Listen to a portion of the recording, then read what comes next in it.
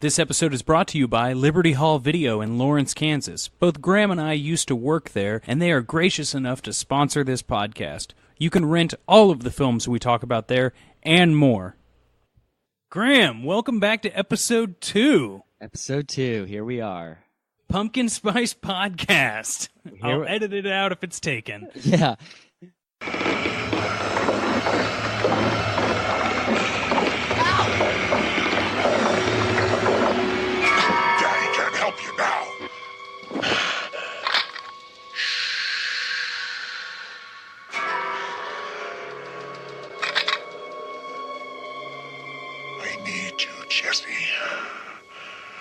We got special work to do here, you and me.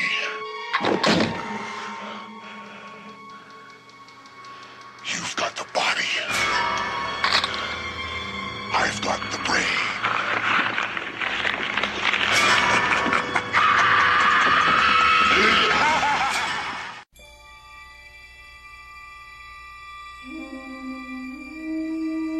Last episode, we talked about A Nightmare on Elm Street, the beginning of the series, everything it took to make the movie, what it represented, what it meant, all of the complications, and now we are here at Nightmare on Elm Street, Part 2, Freddy's Revenge.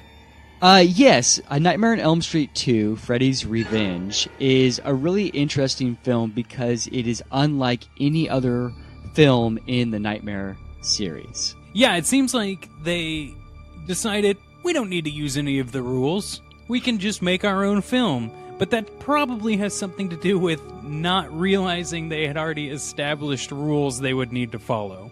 Well, yeah, and getting rid of their director, sort of the creator of all those rules, definitely helped make a Nightmare on Elm Street 2 such a bizarre film. So when we left off on the last episode, New Line Cinema was broke. They had kind of just broke even by making so much money on the first one. They got them out of the hole, but they needed to make a sequel to start making actual profits. The relationship between Bob Shaye and Wes Craven was completely deteriorating, and so they went on to make this movie without Wes. Yeah. And they brought in Jack Shoulder? Yeah, Jack Shoulder was a editor for New Line Cinema before he was a filmmaker, and then he did a film called Alone in the Dark for New Line Cinema, and that film was a minor success, and so New Line Cinema needed a director for Nightmare on Elm Street 2 very quickly. They needed to go into production very soon, and so they took their most experienced director at the time, Jack Shoulder, to helm the project. And he didn't like the original film whatsoever. No, Jack famously hates the first one. In fact, I think the only Nightmare on Elm Street movie that Jack likes is his own. So that's kind of his, that's where his ego is at, I guess. That's incredible. It's not as if he didn't understand the rules that Wes had created. He just didn't care and wanted to establish his own film. Well, yeah, he did. Again, he did not like the first film, but he thought it had some potential, and he felt he could take the Nightmare on Elm Street in a different direction. And it turned out that direction, maybe not wrong, but was completely different than what the audience had anticipated. At least in America. In Europe, that movie is huge. So they've got Jack Shoulder, they've got an outline of what they want the script to be, they're ready to start production, but they don't have one element, and that's Robert Englund to play Freddy. Robert's agent had gotten wise to the character development and probably wanted a little more money. Is that right? That's absolutely correct. Robert was really feeling ownership of the character, and New Line Cinema felt like that they couldn't afford him. So the first scenes of Nightmare on Elm Street 2, Freddy's Revenge, were shot without Robert. And if you watch the film very closely during a shower room sequence, there is Freddy Krueger silhouetted in the darkness, and he's kind of lumbering around, and it's so clear that that is not Robert Englund, and that was actually a stunt double that was cast for that part. It looks like an old-timey Frankenstein. It looks terrible, and it so stands out, and you can so see it. And I implore anybody that's about to watch or has already watched A Nightmare on Elm Street Part 2 to go back and watch that scene, because you're going to know exactly what we're talking about. They finally got Robert Englund, and it's interesting because his actual speaking roles in this film are kind of minimal. Yeah, he doesn't have as many lines as he did in the first one. And also number 2 is when they really started to deepen his voice. 2 through 7, they really start to deepen the Freddy voice. Now, see, I didn't realize that. When you watch Nightmare on Elm Street as much as I have, it sort of becomes on a pillar right next to Orson Welles' Citizen Kane. So they got Robert Englund. He's finally in it. There's not a lumbering stuntman trying to play this iconic character. And now opposite Freddy is Mark Patton. All right, now it's always been kind of alluded to that Freddy might have been a pedophile, might have been a child molester. Regardless, he was definitely a child murderer. Now, it's interesting because, firstly, you don't have a female lead in this movie like you did in the first one. You've got Mark Patton. And Mark Patton was in what before this? He was in the great Robert Altman's Comeback to Five and Dime, Jimmy Dean, where he did play a homosexual character. I think at that time in 1982, the actor Mark Patton was sort of coming to grips with his own sexuality, and that plays out a little bit more in Nightmare on Elm Street Part 2, Freddy's Revenge. Mark Patton has been called the first male scream queen. That's a self-imposed title, by the way. Yeah, and it's odd when you start watching the movie, the homosexual, what seems like subtext at first, but then by the end of the movie is just completely over the top and kind of thrown in your face. Yeah, this movie is overtly homosexual. We've got all these things in the film, like the board game probe, the sign on the door that says no chicks allowed, the time he leaves his girlfriend when they're getting intimate to go stay with his buddy, but no one seemed to think that this movie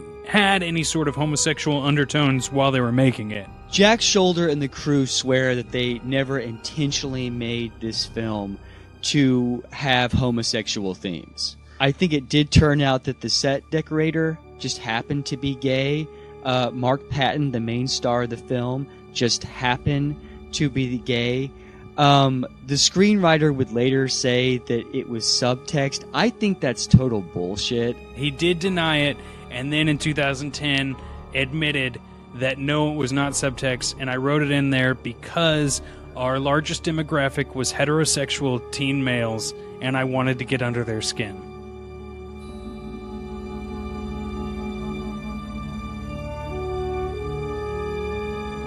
There's a lot of undertones, there's things that people are talking about, but let's discuss the movie itself.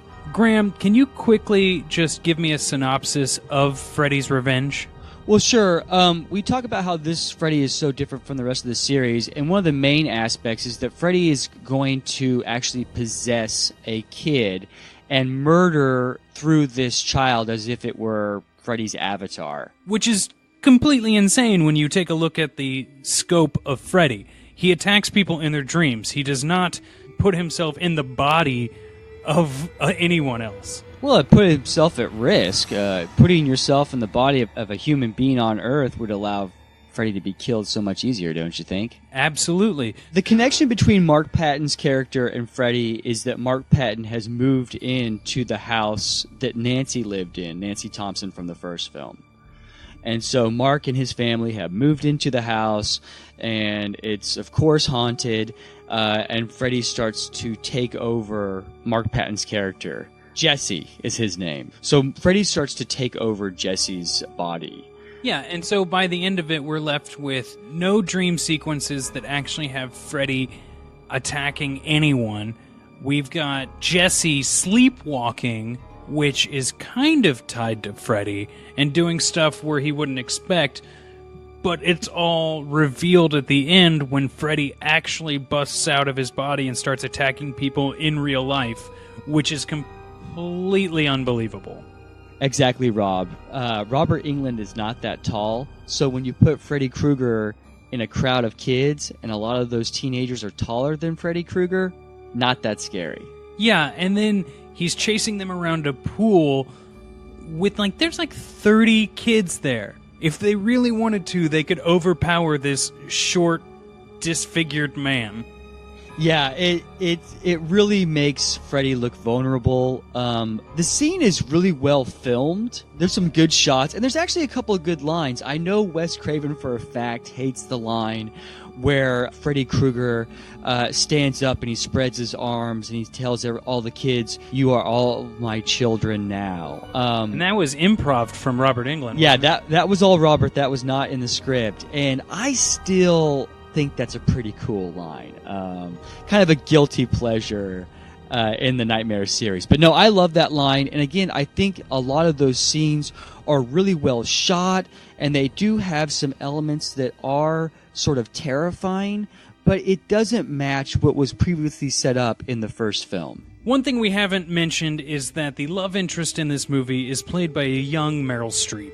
Yeah, not really, but a girl that looks exactly like Meryl Streep. Her name is Kim Myers, and she plays the character Lisa, and Lisa sort of becomes the main hero in the third act of the film to save Jesse when he's been totally possessed by Freddy Krueger.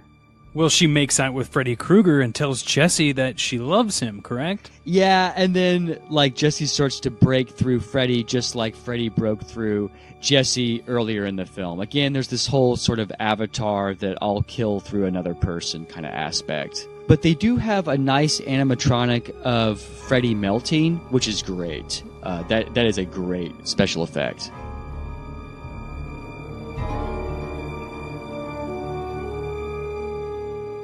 This movie, once it came out and everyone watched it, American audiences were left a little unfulfilled, but European audiences really loved it because they really latched onto that psychosexual Freddy Krueger molester killer angle, and it ended up actually being fairly significant, even though the story was completely off the rails. Yeah, the story was lost to American audiences, especially the psychosexual stuff. But the movie was a total success. At that time, most sequels made about half of what the first one made. With Nightmare on Elm Street 2, they more than doubled their profit off of the first one. And everybody at New Line was just like, okay, we need to get this third one going as soon as possible if this is the way that the series is going to go. That's incredible. So there was no debate at this point. We have made so much money, we need to start the third one. Yeah, and when they decided to do the third one, they realized that American audiences weren't captivated by the second movie as much as they were by the first one, so they needed elements from the first movie back into the third movie if they wanted to have a successful franchise. So they're kind of trying to tie it back together into the original storyline. They're trying to make it look like number 2 never existed. Makes sense. I think that it's interesting. You can create a film that has nothing to do with the original, breaks all the rules, makes double the money, and that still you need to set the course back to the original storyline because you've got a fan base that is so strong now. Sure, yeah, and I just want to say number 2 is a really fun film. It has nothing to do with the rest of the series, but it's a damn good time. Well, it's like a bizarro Freddy film. Exactly. It's like if the second feature was made on Mars instead of Earth. It just comes out of nowhere, but it is so fun to watch, and it is a party film. Graham, so wrapping up part 2, do you have a favorite death? So, as far as death scenes in A Nightmare on Elm Street Part 2, there are not that many, and the ones that are on screen are pretty lame. But the special effects scene I like the most is when the character Jesse goes to kiss Lisa, and he has Freddy's tongue. Oh, and then he has to immediately get up and go spend the night at his buddy's house. Yeah, it's a fantastic scene. Okay, so looking forward, we're going to get back on the storyline train with A Nightmare on Elm Street Part 3, Dream Warriors. Yeah, this is the fan favorite. This is probably, well, depending on who you ask, this could be the best film in the series. Graham, I'm going to have everyone make sure that they rate and review this podcast on iTunes. Check out the links in the information to see where you can support us, and send us an email because we're getting some traction, man. Yeah, exactly. And I just want to say that if you ever hated your high school gym teacher, watch Nightmare on Elm Street Part 2, Freddy's Revenge. You will have your revenge. That was so stupid. I just No, that was awesome. it's so dumb though. I just came up with that.